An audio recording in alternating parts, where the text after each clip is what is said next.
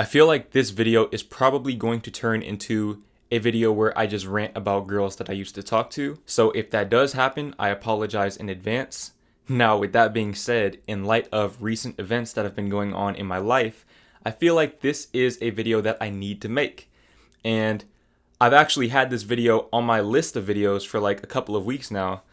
But like I said, given recent events, I think that this is the perfect time to make this video so that you guys don't make some of the same mistakes that I made in my experiences with dating and talking to girls.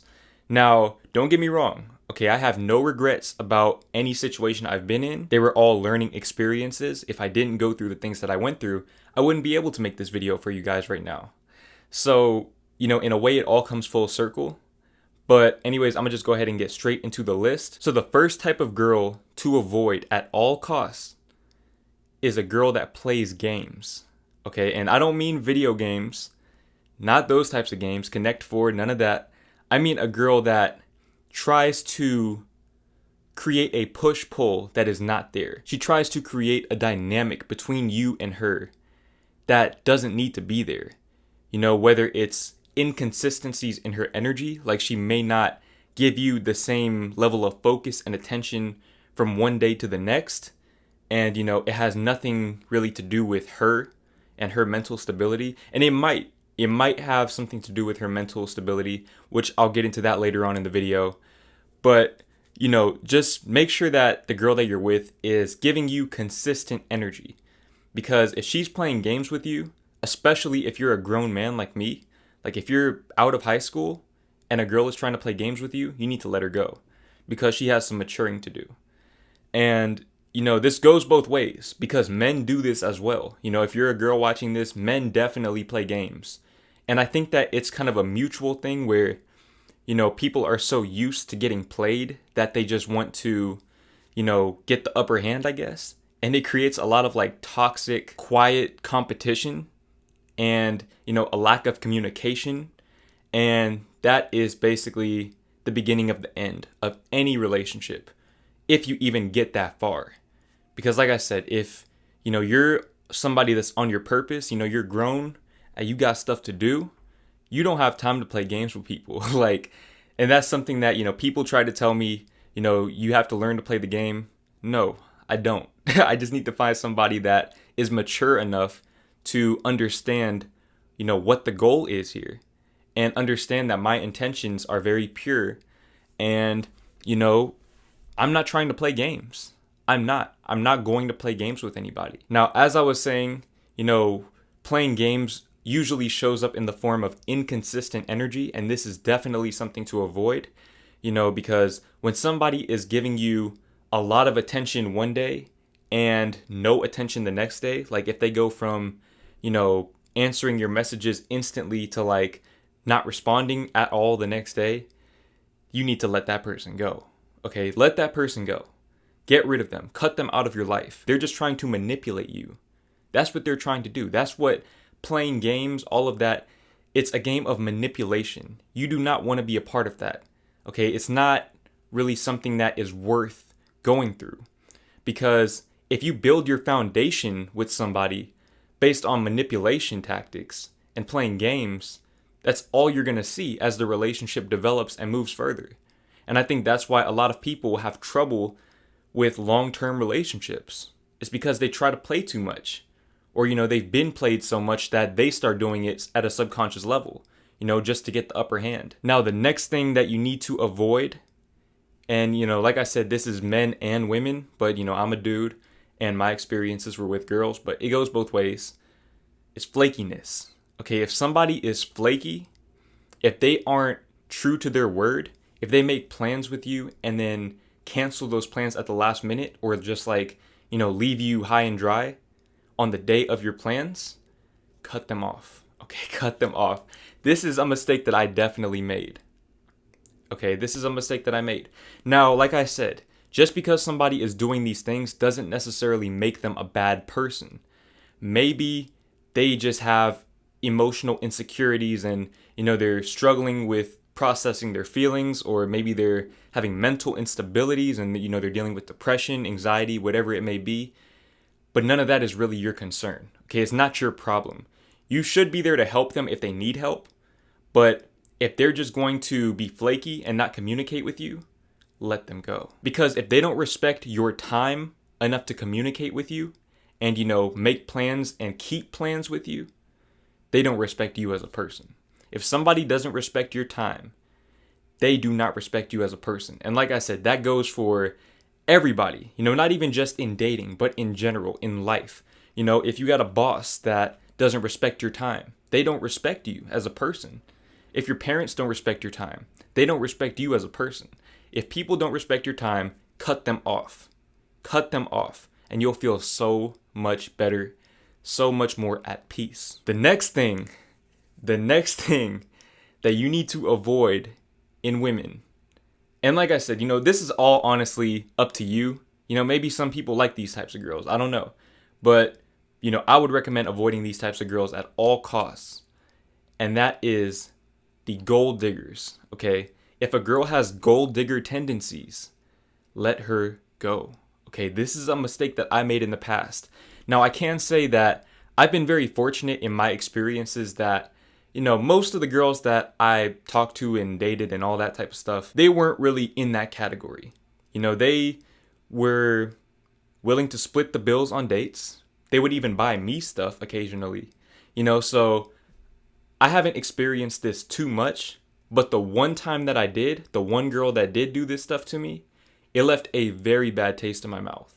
And I probably took the biggest L of 2019 in talking to that girl because, I ended up spending at least $150 to $200 on this girl. And this isn't like buying her stuff. This is like us going on dates and I'm the one paying for the dates, even though we're making the same amount of money. Like if you're making the same amount of money as a girl or vice versa, and you're paying for all of the dates, something is wrong there. Like something is clearly wrong. And like I said, some people, they want to be, the head of the household, the man of the house, and they feel like they need to take responsibility for, all of the financials and all of that. That's cool and all. But, if you're making like $10 an hour working at H&M, then you do not need to be paying for all of the dates with somebody who is making the same amount of money as you. It just doesn't make sense. It doesn't add up. And like I said, I'm getting a little bit too personal in this video, but just know that I've learned from experience, the best way to know if a girl is a potential gold digger is if she is not willing to split the bill on dates. If she's not willing to split the bill on dates, and usually I go by the very first date, if she's not willing to split the bill on dates, then you got to let her go, because that's going to become a problem later on. And, I've also, like I said, experienced the other side of this where girls would buy me stuff, or they would like split the bill on dates and, literally insist on doing so. And that's something that I've come to respect and admire and desire in a girl. That's something that I definitely see as a necessity. You have to be willing to pull your own weight. The next thing that you need to avoid is a girl that is too quick and too willing to give it up. Okay, and I feel like I don't really need to say what it is. I think it's kind of implied. But basically, if a girl is willing to get with you in that way after like the first date or even on the first date, she probably doesn't have much self-respect. And, like I said, that doesn't mean that she's a bad person. Maybe, that's just what she's grown accustomed to. But, if a girl is that willing to give up her body, there's something wrong there. And I feel like this has kind of become normalized. People expect this. I see this as a huge red flag to me personally. I would never get with a girl that, is that willing to give up her body that quickly. Unless I'm just trying to hook up or just be friends with benefits, which, I don't do that. I don't do that personally. So, if I'm looking for a relationship and a girl is that quick and that easy, she's probably not worth your time. And the same goes with guys too. Like I said, if you're a girl watching this and a guy is trying to get you in bed on the first date, that's probably all he wants you for. you should let him go. The next thing to look out for in potential partners is when they are overly insecure. Okay, now this may be hard to identify at first because a lot of people have mastered the art of having surface level confidence while having deeply rooted insecurities. And they've learned to suppress those insecurities, but they will slip out over time. And you'll start to notice these things. It'll be in the way that they talk about themselves. It's one thing to present yourself a certain way. It's another thing to talk about yourself a certain way.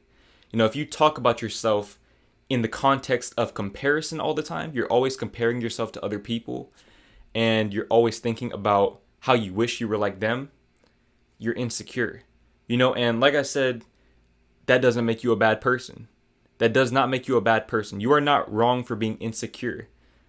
But you have to understand that if you have insecurities, those insecurities over time are going to become much more inflated as you get further along into a relationship. Insecurities almost always turn into possessiveness. Jealousy stems from insecurity. So if you have somebody that is overly insecure and constantly needs reassurance, they're probably not ready to be in a relationship, whether they know it or not. And I know this because of some of the girls that I've talked to, but also because I was that person as well. I've experienced what it's like to be insecure and try to talk to somebody and try to pursue a relationship with somebody when I wasn't ready for it. That's not going to lead you anywhere, because what's going to happen is, like I said, you're going to become possessive, and, you're going to want constant validation and reassurance. And, you just start to make things up in your head and you'll manifest them back into your reality. And like I said, just avoid people like that.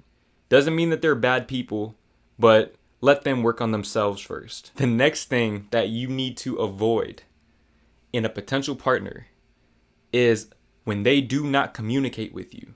Now, this goes right back to, playing games and inconsistent energy and flakiness. But if somebody just doesn't communicate with you about what they want, their intentions aren't very clear, and they're always looking to you to make decisions for them, that's a huge red flag, because it opens up the door for victimization. They're going to act like, you did them wrong, when in reality, they just didn't communicate with you, and when they lack communication on their end, all you can do is assume. You can only make assumptions at that point. So, you don't want to be making assumptions about what a person wants. I believe that the foundation for any successful, healthy relationship, not even just with dating, but anywhere in life, is communication. There needs to be an open line of communication where you can talk to each other and be open with each other about your intentions, about, your dreams and aspirations, your fears, all of that, free of judgment.